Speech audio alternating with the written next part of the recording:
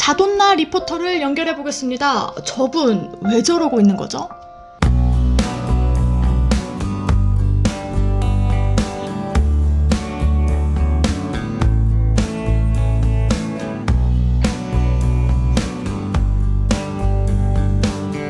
저분은 2003대의 마음을 보여주고 있는 것입니다.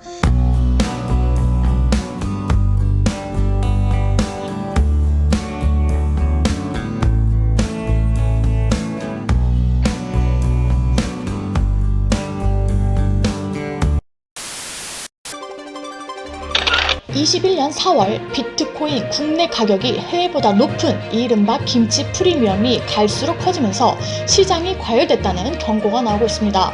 빗썸의 신규 회원 증가율도 고공행진 중입니다. 21년 5월 기사입니다. 빚을 내서 주식과 암호화폐 투자에 뛰어든 2030들이 위험에 빠지고 있다는 경고의 신호가 나오고 있는데요. 여기에다가 테슬라 최고 경영자 일론 머스크가 또다시 가상화폐인 도지코인을 띄우는 트윗을 올려 코인 가격이 출렁였죠. 누리꾼들은 제발 입 좀 닥치라고 비판하기도 했습니다. 여러분들도 저처럼 이 손이 원망스럽지 않았나요? 물론 비트코인이 디지털 골드라는 별명으로 거래를 블록체인상에서 확인할 수 있는 투명성과 세계 어디든 보낼 수 있고 매매가 쉬워서 편리하다는 장점이 있지만 가치 저장 수단으로서 약점이 꼽히며 변동성에 발목이 잡혔죠. 전문가들은 비트코인이 진정한 안전 자산이 되기까지는 수년이 걸릴 것이라고 본다고 합니다. 그래서 가상화폐가 불안하다고 생각이 들면 수천 년간 불확실한 시대의 안전투자처로 군림했던 금에 투자하는 게 어떠신가요? 제 말에 조금 더 힘을 실어줄 책이 있습니다. 금의 미래에서는 중국의 움직임이 아주 심상치 않다고 합니다. 금을 엄청 매입하고 있는 거죠. 2015년 공식적인 금 보유량이 1658만 톤인데 무려 7년 사이에 수입 통계를 보면 중국의 실질적인 금 보유량은 4천만 톤이 넘을 것으로 전문가들이 예측하고 있거든요. 미국과 유럽에 필적할 양만큼 엄청나게 금의 비중을 중국이 늘리고 있다는 거죠. 디지털 통화의 리스크에 대비하는 보험 역할이 금이기 때문입니다.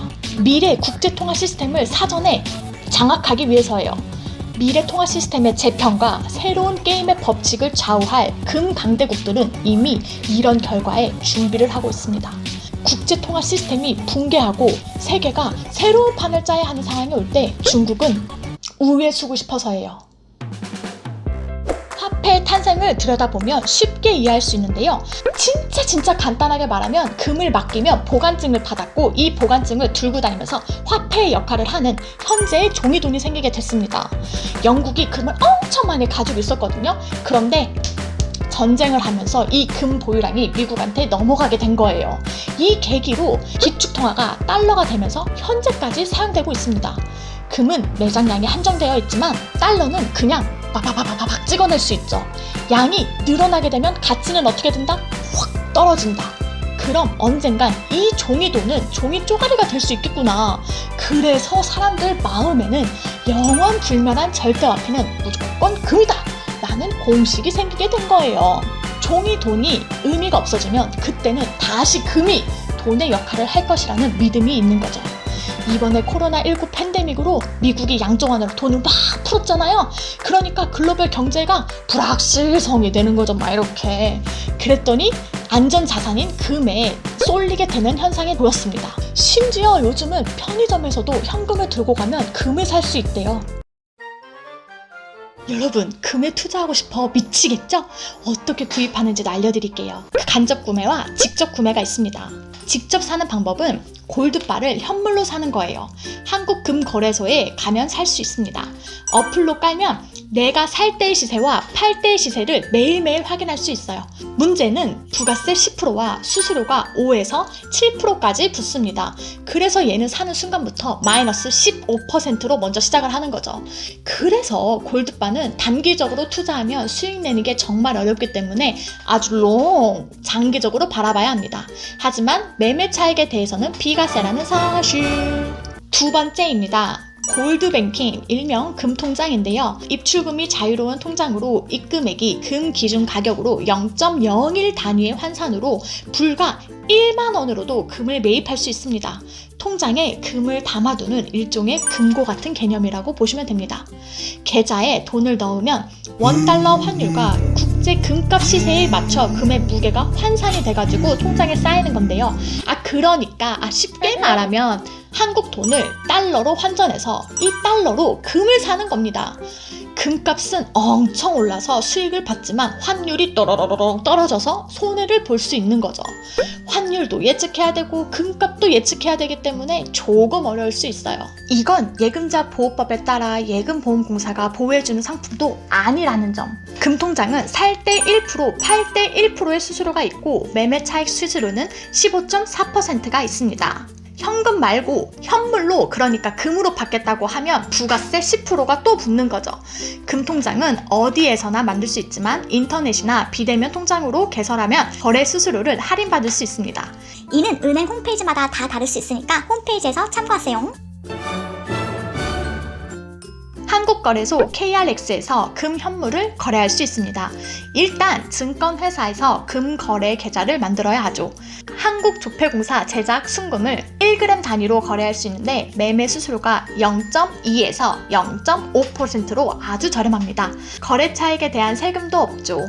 증권사에서 금 현물 계좌를 개설하고 금 1g이 한 주가 되는 겁니다. 100g이 되면 현물로 출금이 가능하죠. 단 여기에도 부가세 10%가 붙습니다. 그런데 부자들은 어떻게 하는지 아세요? 은행권을 통해 금괴를 매입하면 매입 금액의 2%가량의 판매 수수료를 내야 하는데 조폐공사 직거래 매입 창구에서는 별도의 수수료 없이 1%에서 1.5%의 할인 혜택까지 주고 있죠. 매입 단가가 커질수록 아주 적지 않은 비용을 절감할 수 있어서 이 사실을 아는 고액 자산가들은 금 재테크 수단으로 조폐공사를 찾는 일이 많다고 합니다. 다음은 간접 투자에 대해서 얘기하는데요. 펀드, ETF, 선물 거래가 있죠. 금펀드는 금통장보다 높은 수익률을 볼 수 있습니다. 전문가 운용으로 안정성 있는 금펀드인데요. 금과 관련된 기업에 투자하는 방법이죠. 주로 금을 채광하는 기업에 투자하는 겁니다. 워렌 버핏도 광산에다가 투자했다고 합니다. 금강회사의 주식이 금값보다 많이 올랐어요. 금값이 오른다고 회사 주식이 똑같이 오르는 건 아니에요. 금펀드 수수료는 조금씩 다르지만 0.3% 내외 정도입니다. 자세한 운용 수수료는 금융투자협회 사이트에서 확인이 가능합니다. 금펀드도 매매 차익에 대한 15.4%를 떼고 수익이 2천만 원 이상이면 분리과세에서 종합과세로 부과된답니다. 금은 단기적으로 사고 파는 걸로 이익 보기가 쉽지 않아요. 금은 달러의 가치까지도 예측해야 하는데 환율 전문가들도 예측하기 어렵거든요. 달러의 가치가 올라가면 금 가격은 떨어지고 달러의 가치가 내려가면 금 가격은 올라갈 테니까요. 장기적으로 봤을 때 내 자산의 가치가 하락하는 걸 방지하기 위해서 꾸준히 보유하는 걸 추천드립니다. 직접 운영하면서 금 시세와 환율의 움직임을 자연스럽게 익히면서 금융시장을 보는 안목을 키우는 건 또 다른 수익으로 가져다 줄 거예요. 여러분들의 포트폴리오에도 금을 넣어주세요. 가장 중요한 건 현금, 지금, 그리고 황금.